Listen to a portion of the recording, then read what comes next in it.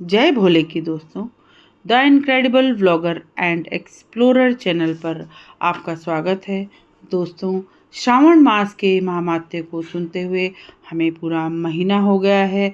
आज श्रावण मास के महात्म्य का आखिरी दिन है। संपूर्ण श्रावण मास का महात्म्य, फल और उसका सार आज आपको सुनने को मिलेगा। आप बड़े ध्यान से, बड़े भक्ति भाव से और बहुत ही सहज स्वभाव से आप इसका श्रवण करना। इसकी शुरुआत हम इस मंत्र से करेंगे, जैसे कि हम रोज इसी मंत्र से इसकी शुरुआत करते हैं, क्योंकि यह मंत्र भगवान शिव को अति प्रिय है। ऐसा कहा जाता है कि इस मंत्र का उच्चारण दिन में एक बार अवश्य करना चाहिए। तो रोज की तरह आप मेरे साथ इसका उच्चारण करें। दोस्तों, जैसा भी आपको समय मिले इसका उच्चारण एक बार तो अवश्य ही करें, लेकिन हो सके तो 5 बार, 11 बार, 21 बार, 108 बार, जितनी आपकी श्रद्धा हो, जितने आपके भाव हों, आप उसके अनुसार इसका उच्चारण करें। तो शुरू करते हैं। आप मेरे साथ शुरू करें।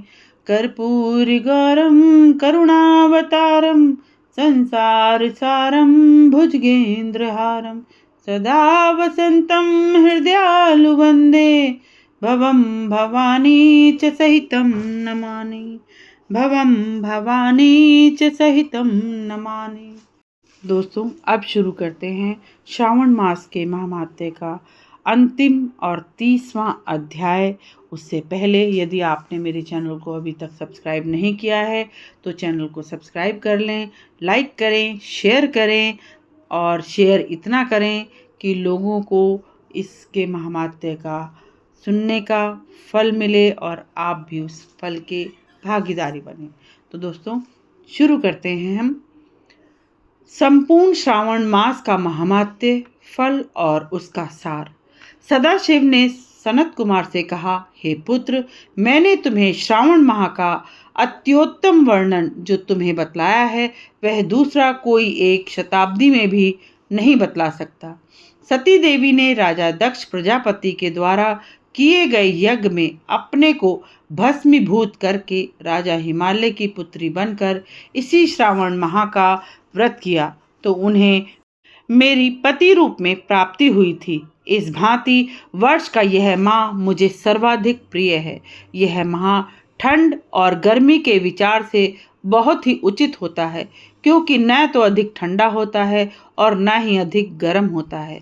इस माह में राजा और प्रजा दोनों को ही अपने शरीर को वैदिक मंत्रों से उच्चारित भस्म से पूरित कर लेना चाहिए, अथवा जल मिला हुआ 12 त्रिपुंड पहन सफेद भस्म लगानी चाहिए। माथा, छाती, दोनों बाहु, दोनों स्कंद, सिर और पीठ में मांस तोके मंत्र व सद्युजातादि 6 अक्षरों वाले मंत्र से समस्त शरीर पर भस्म रमा लेनी चाहिए और शरीर में वह रुद्राक्ष पहने जो 108 रुद्राक्ष वाली हो। गले में 32 रुद्राक्ष, सिर में 12 रुद्राक्ष, दोनों कर्णों पर 12-14 रुद्राक्ष, दोनों हाथों में 1 भाल पर और शिखाग्र भाग में धारण करना चाहिए। तब इस भांति 108 रुद्राक्ष शरीर पर सजाकर मेरा पूजन करना चाहिए। हे पुत्र, यह संदेह से परे है, इस सब मूल में हम ही विद्यमान हैं। इस माह को अत्युत्तम और प्रभु यानी मेरा प्यारा जान मेरी तथा कृष्ण का पूजन करना अनिवार्य है। मुझे स्वयं इस माह में पड़ने वाली जन्माष्टमी बहुत अधिक भाती है। इस माह में ही देवकी के गर्भ से भगवान कृष्ण का पृथ्वी पर आगमन हुआ था। हे पुत्र सनत कुमार, यह तो मैंने तुम्हें श्रावण माह का लेश मात्र महात्म्य कहा है। अब तुम और कथा जानना चाहते हो। इस पर सनत कुमार बोले, हे प्रभु, अब आप कुछ तथ्य रूप में बतलाएं, क्योंकि अभी तक तो मैं आनंद सागर में मग्न था और मैं सब कुछ भूल चुका था। यदि आप मुझे तथ्य रूप में बतलाएंगे तो मुझे क्रमानुसार पता चलेगा। मैं वह सब श्रद्धा भाव से ग्रहण करूंगा। भगवान श्री बोले, हे पुत्र, अब मैं अनुक्रमणिका कहता हूँ। पहले शौनक का प्रश्न है, तब सूत का उत्तर आता है। हे महर्षित, आपने फिर से सुंदर प्रश्न किया है। आपने जो मेरी स्तुति की तो वह नाम निर्वचन सहित हुई है। उत्तर क्रम में सब उद्देश्यपूर्ण है। अति उत्तम ढंग से आपका सवाल नक्त व्रत, रुद्राभिषेक एवं लक्ष्य पूजा विधान, दीपदान महामात्य में किसी बहुत प्रिय वस्तु का त्याग, रुद्राभिषेक का फल और इसके पंचामृत से फल, जमीन पर सोना, मौन व्रत फल, धारणा पारणा विधि, मासिक व्रत कथन, सोमाख्यान में लक्ष्यवर्ती विधि कथा, कोटिलिंग विधि, अनोदन व्रत कथन, द्रविश्यान आहार, पत्तल पर आहार, शाक छोड़ देना, पृथ्वी शयन, प्रातः स्नान, दम एवं शम का कथन, स्फटिक व अन्य लिंगों में जप पूजा का फल, प्रदक्षिणा नमस्कार, वेद पारायण, पुष्प सूक्त विधान, ग्रह यज्ञ विधि, क्रमानुसार रवि, सोम, मंगल, बुध, वीरवार के व्रत, शुक्रवार को जीवंतिका व्रत, शनिवार को नरसिंह व्रत, शनि, हनुमान और पीपल व्रत कथा, रोटक व्रत एवं औदुंबर व्रत महामात्य, स्वर्ण गौरी व दुर्गा गणवती व्रत कथन, पंचमी को नाग व्रत, छठ को सुपोदान, सप्तमी को शीतला का पवित्रारोपण, अष्टमी और नवमी को दुर्गा पूजा, दशमी को आशा व्रत, एकादशी को दिव्य व्रत, द्वादशी को विष्णु प्रीति के लिए पवित्रारोपण, त्रयोदशी को कामदेव व्रत, चतुर्दशी को शिव प्रीत्यर्थ पवित्रारोपण, पूर्णमासी को उपाक्रम उत्सर्ग एवं श्रवणा कर्म विधान सर्प बलि, हयग्रीव जयंती, सभादीप, रक्षाबंधन व गणेश जी का संकट मोचन व्रत, जन्माष्टमी व्रत व कथा विधान, पिठोर व्रत, पौला संज्ञक, वृषभ व्रत, दर्भ संग्रह, नदी रजस्वला व्रत, सिंह की संक्रांति में गौ का प्रसव होने पर अनिष्ट दूर करने वाला व्रत, कर्क सिंह के सावन में दान, स्नान सहित मास का महामात्य का सुनना, वाचन और व्यास पूजा, महर्षि अगस्त्य अर्घ विधान, कर्म तथा यथा उपवासों के फल का फैसला व माह के महामात्य सुनने से माह के सब उपवासों से सुफल का भागी होता है। प्रभु बोले, हे वत्स, अब आप अपने हृदय में यह क्रम रखें। इस खंड को सुनने वाला वे सारे सावन माह का महामात्य सुनने वाला सब फलों में अपना भाग पाता है। इस माह में कोई एक व्रत करने वाला भी मेरे प्रेम का अधिकारी बनता है। सूत जी ने महर्षि शौनक और अन्य ऋषियों से बतलाया, हे विद्वान ऋषियों, कानों में अमृत पड़ जाने से हम सभी कृतकृत्य हो गए।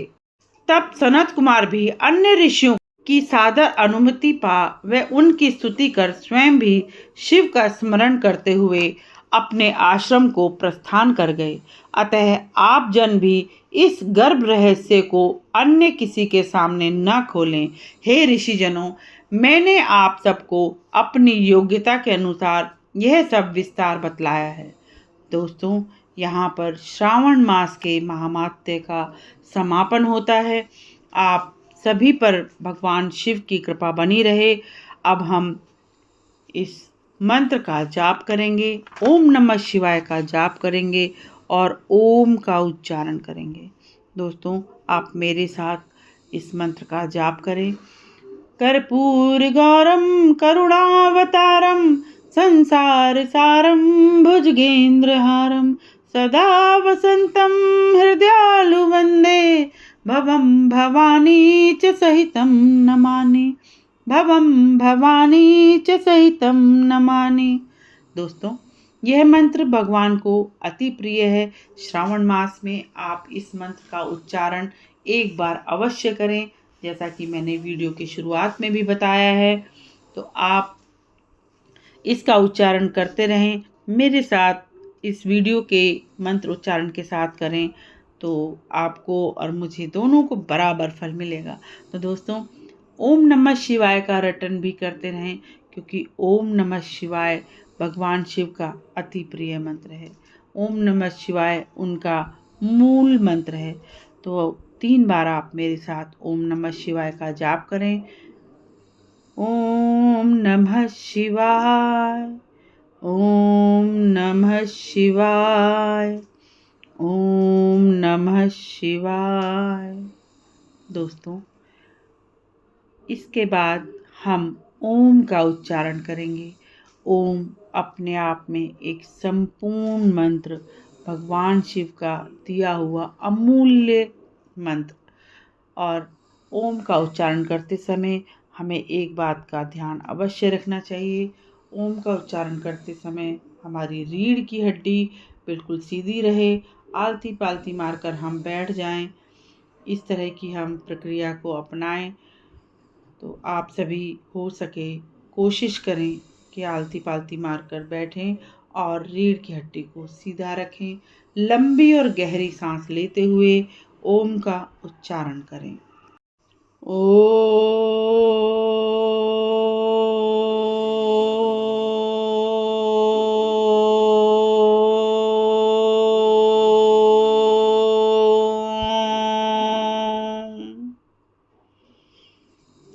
दोस्तों, भगवान शिव आपकी हर मनोकामना को पूर्ण करें, आपकी हर मनवांछित इच्छा पूरी हो।